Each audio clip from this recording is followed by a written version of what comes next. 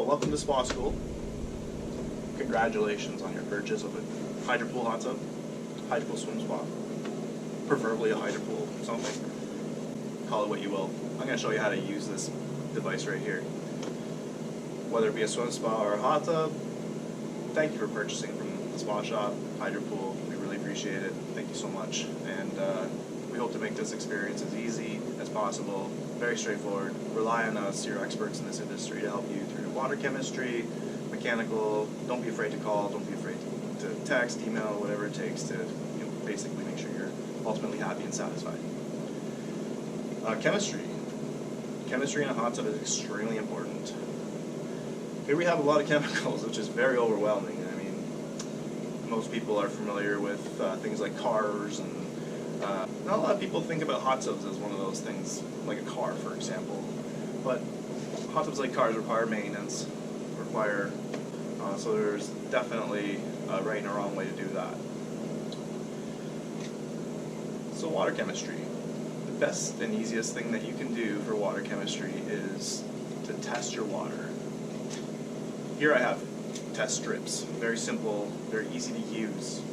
We highly, highly, highly encourage the use of test strips versus any other testing method. Preferably test strips because they're quick and easy. So on the back here we've got calcium test. If you're using AquaCheck Reds, we've got a calcium test. We've got a bromine test. We've got an alkalinity test, and we've got a pH test. Don't use wet hands to do this because litmus strips can spoil when they get moisture on them. Okay, so 4 tests are all carried out by 1 test strip. And this is very quickly going to tell you in a snapshot of how good the quality of your water is. Do you need to treat it? Do you need to do anything to maintain the nice crystal clear appearance, make it safe? These are all important things. When you test your water with litmus strips, it's very important to do exactly as I do right now. Very simply, don't stir the test strip. Don't shake the test strip. Literally expose it to the water, remove it immediately, hold it flat so that the water doesn't blend between the different colors, and compare. Ready? 1, out. Holding it level, and compare. So right off the bat, I could tell you that in the OK range, our calcium, the purple one, looks good. The bromine, the second one down, you're definitely at 5. You're not quite at 10, which is the next pad here, and we're definitely not 20, so we're definitely above 5 and below 10. Notice it says ideal. Perfect, way to go. Alkalinity, the next one up. It's definitely not 80. It's definitely somewhere between 80 and 120, though. It's somewhere in between those two colors. And the pH is definitely showing up in the higher registered range, somewhere around the 7.8 mark. Still okay. This test was pretty good. The most common thing that I find with test strips when people are testing their water is they have low to no sanitizer. The sanitizer we're using today is bromine, but that could be as well chlorine. If you're testing your water and this second pad is yellow, stop what you're doing. Call the store. If you don't know what to do next, you simply need to raise that sanitizer level. It can be done with a variety of products, but ultimately understand that if you're at low, don't go in your hot tub. It's not safe. You need to kill any bacteria that's in the water before you proceed. Okay? The water probably at this point isn't clear, and if it is, you're lucky. But if it's not clear, you're going to need to clean it up. It's going to require excessive amounts of sanitizer. You're going to need to use a lot of sanitizer to clean it up. Same thing on the yellow test strips, okay? These are more geared towards chlorine, not bromine, but you can still use a chlorine test strip on a bromine hot tub, vice versa.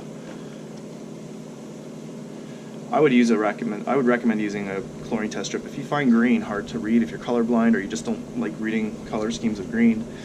These test strips test similar amount. They don't do the calcium like the red ones do at the very top. They actually put the pH test at the top. Then you've got your chlorine, your alkalinity, and because chlorine is more commonly used in a swimming pool, there's a test for stabilizer, cyanuric acid. That is a value that is very important in the pool, but not so much in a hot tub, which you can pretty much ignore. So if you're testing using yellow test strips, you can pretty much ignore the bottom one, okay? Same thing. Dip, remove, don't shake, don't stir. Just like this. See how fast and easy that was? Again, we're going to match colors. Definitely the pH is a little bit on the higher side here. Chlorine, the purple one, definitely not at 3, definitely a little bit smaller than 5, somewhere in between those two. Spot okay. Excellent. Again, not quite 80, not quite 120, somewhere in between for the alkalinity. And, well, the stabilizer we can ignore. That's at the very bottom. When you get your hot tub or swim spa set up, you'll also be given products with that. Here we've got those products right here. We've got a product called Boost Light. We've got a product called Brome Plus. And we've got a product called Bromine Tabs. Okay? I'm going to leave the Boost Plus aside for now because it's not that important. What's most important in any chemistry package, anything from the hot tub, is going to be your sanitizer. Okay, this sanitizer is typically bromine in a hot tub. It's totally personal preference. You could use chlorine. I personally don't care which one you use. What I do care about is that you maintain a proper level of sanitizer, whether that's chlorine or bromine, doesn't matter to me. Just make sure that there's always sanitizer in the water at a safe level so that you and your family, friends aren't being exposed to harmful pathogens that could technically be harbored in the water. Very uncommon, but without sanitizer, who knows? Bromine tablets. Bromine tablets basically go into some type of dispenser into the hot tub. Don't just throw them in. Don't put them in the basket. Don't put them near the filter bay, just resting on the ground, for example. You either have some type of dispenser that floats around in the water like this guy here, or you got some type of system that's built into the swim spa or hot tub that dispenses this for you. In the case of a hydropool, which is what we sell, they've got a filter system built into their, a dispenser system built into their filter. You'll want to take roughly 5 to 7 of these disc-shaped tablets and stack them into the dispenser. This dispenser just unthreads, and if you want to place tablets in there, the bottom comes off. You're going to basically take your tablet, and one by one you're going to drop them in the bottom, just like that.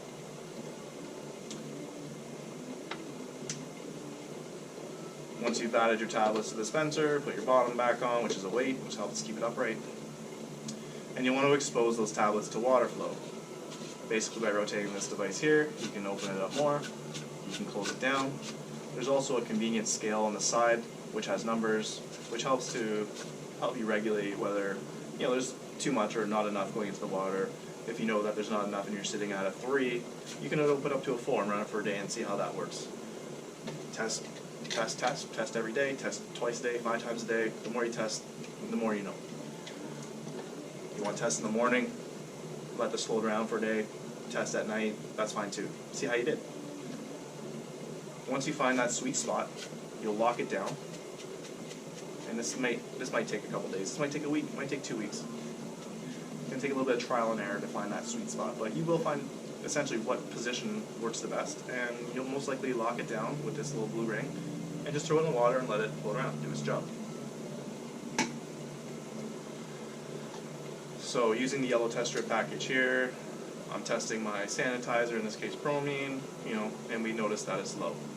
Very common, you're at a 0, you're at 0.5, you're at 1, that's low. These tablets, they take a long time to dissolve in the water. That's not the right tool for the job in this case. If you test your water and you don't have enough bromine or chlorine sanitizer, you need to immediately bring it up to the right level. A granular product is.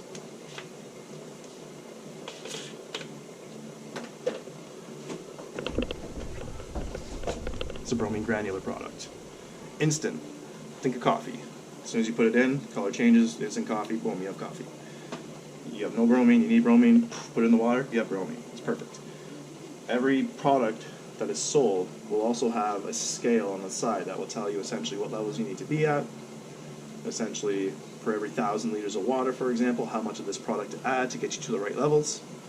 Keeping in mind in a swim spa, you probably have closer to 8,000 liters of water, so you're multiplying.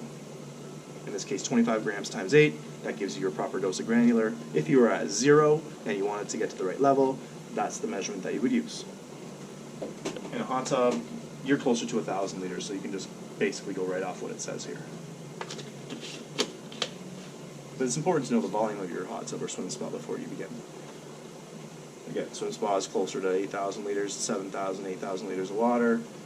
Hot tubs, smaller the tub, obviously the smaller amount of water, 1,000 liters, 1,500 liters, maybe 2,000 liters, but most commonly around 1,500. We also have those products in chlorine and bromine. As I mentioned, we just went through bromine.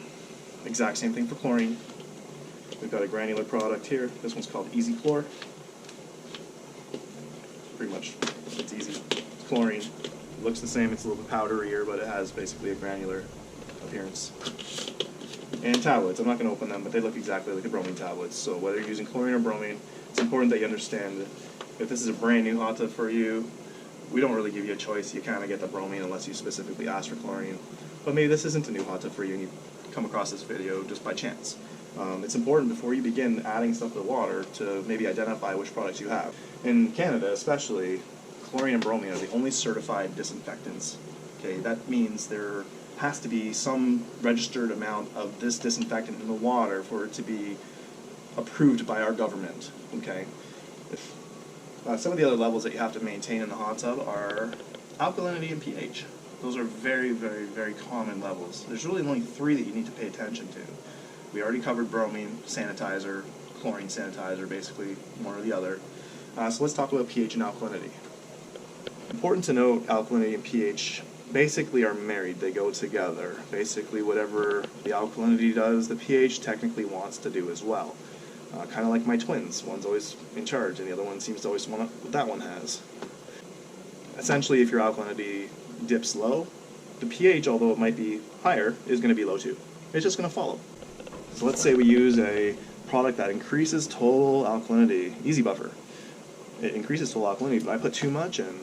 All of a sudden, I've made my alkalinity up at 180 to 240. My pH, which might have been good at 7.2, very slowly, in the matter of 24 hours, is going to creep up to 8.4 probably, which is not good. So just understand that if you don't have a proper pH or alkalinity in the water, it's basically setting the table. If you don't have those things already proper, it's going to be very difficult for the chlorine to do its job, or in this case bromine to do its job. Chlorine and bromine love to work between 7.2 and 7.8, okay?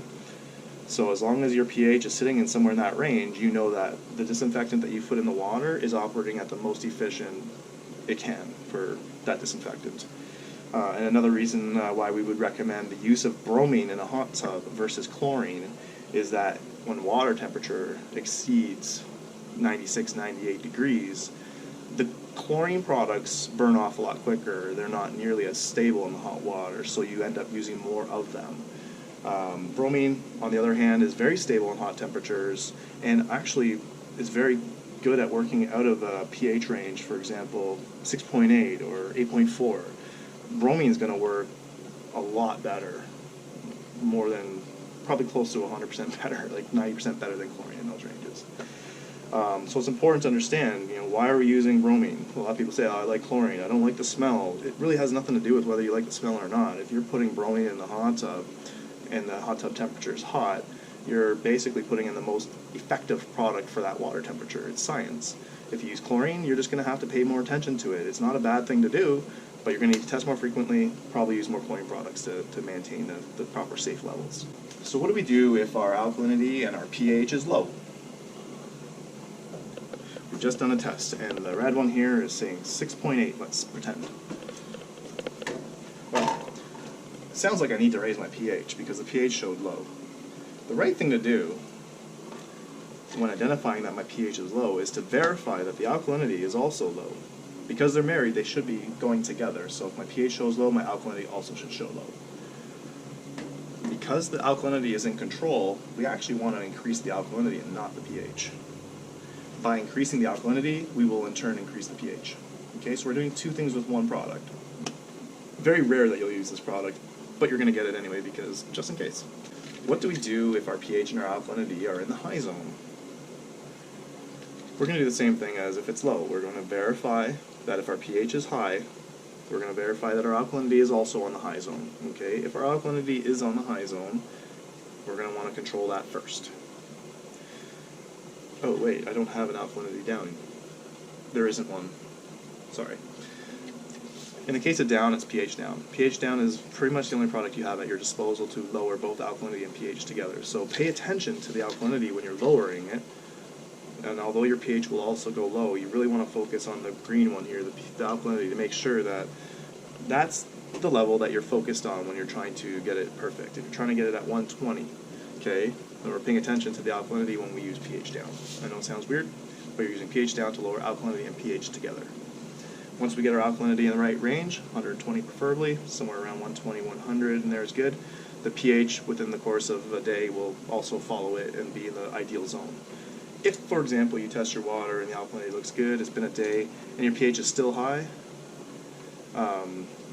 use a little bit more pH down to bring it down and bring your alkalinity a little bit lower to 80. It should be fine, and then if you need to buffer the alkalinity back up, you can do so. So we have shock. We need to do what's called shocking the hot tub.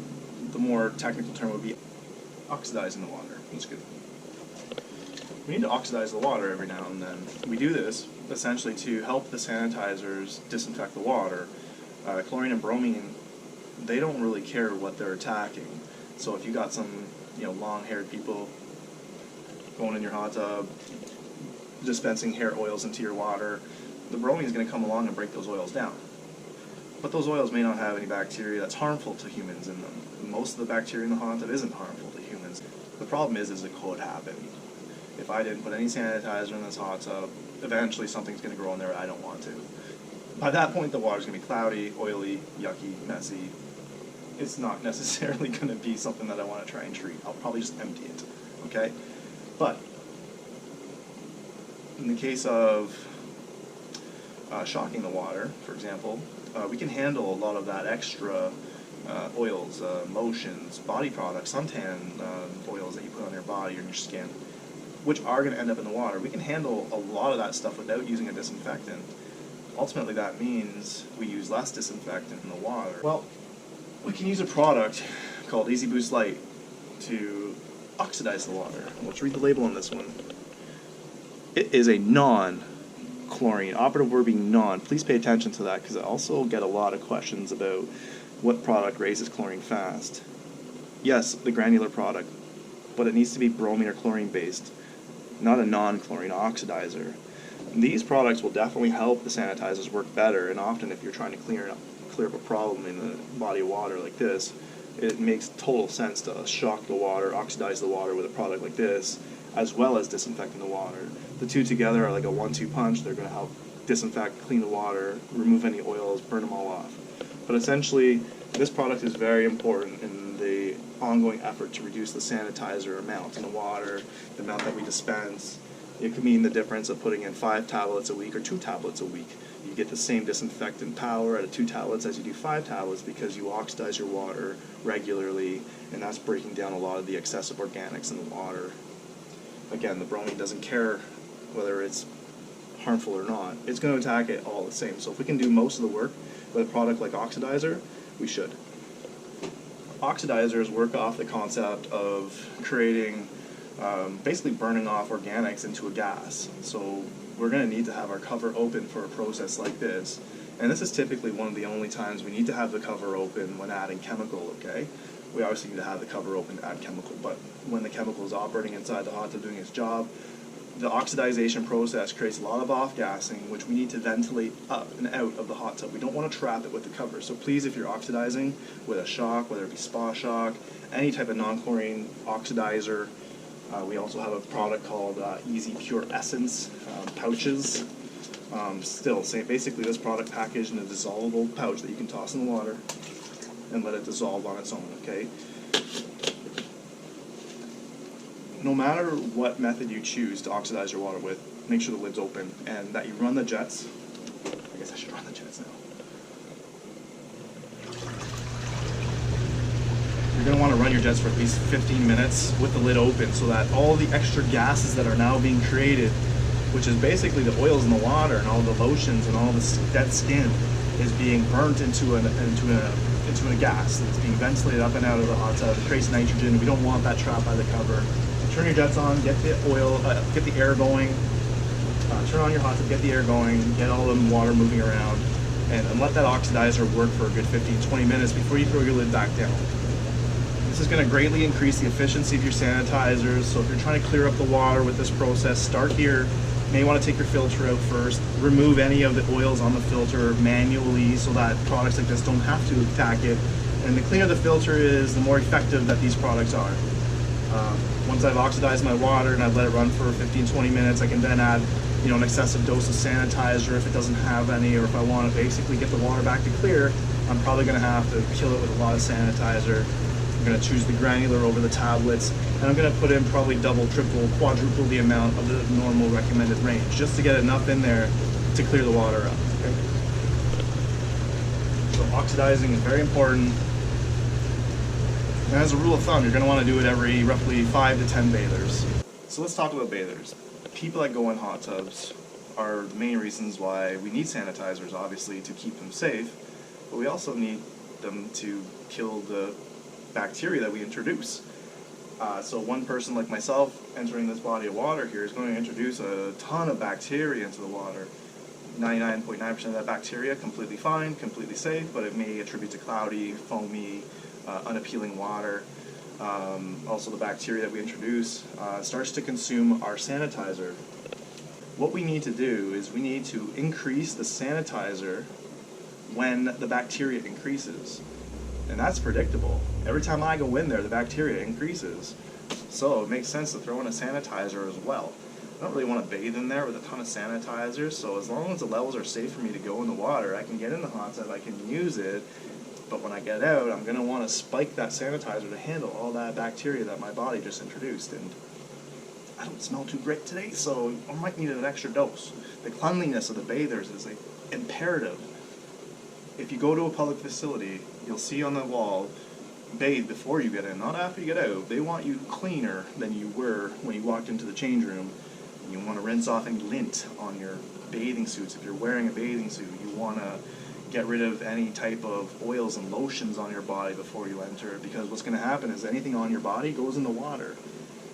You may be able to predict things like underarm deodorants, but what you probably aren't thinking about is the bounce sheet that you put into your dryer when you dried your bathing suit last. On a microscopic level, all this lint and all these fabric softener sheets are introduced into the water are going to create a mess. They're going to create foam, they may create cloudy water issues, and this can be cleaned up over time, but it's going to be frustrating, it's going to be stressful. You may think that you've done something terribly wrong. You haven't. You've done what everybody does. You wore a bathing suit into the hot tub. That's completely fine. We encourage the use of bathing suits in our hot tubs. If you didn't wear one, it would be a lot cleaner, but in most subdivisions and in this area in Toronto or in Durham, for example, it's lots of windows everywhere, so you're wearing a bathing suit.